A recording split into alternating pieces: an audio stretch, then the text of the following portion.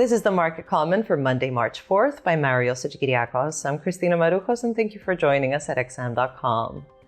A wave of euphoria swept through global markets last week after a disappointing U.S. manufacturing survey rekindled hopes that lower interest rates are on the horizon, sending investors rushing to buy real assets.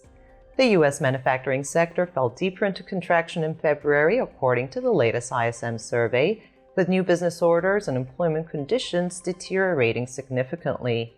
Reflecting such concerns, the Atlanta Fed slashed its estimate of GDP growth for this quarter to 2.1% in the aftermath of these releases.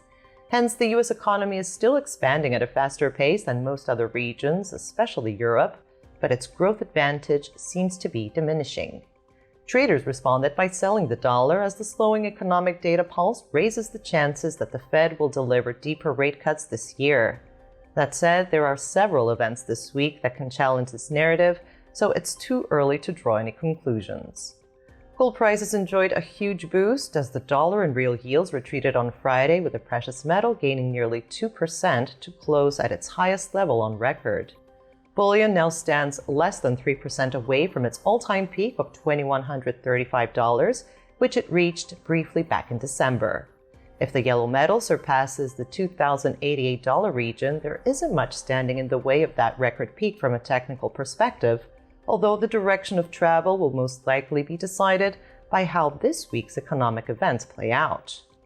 Shares on Wall Street joined the party as well. The S&P 500 raced higher to close at a new record, with Nvidia leading the charge once again.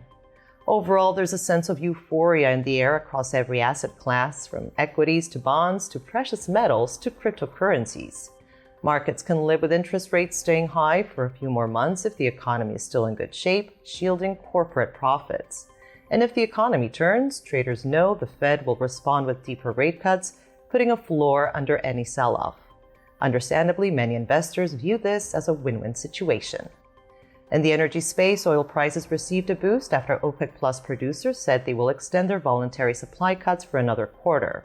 The fact that a ceasefire between Israel and Hamas has not been reached might have contributed to the move. This was today's market comment here at XM.com. Have a great week.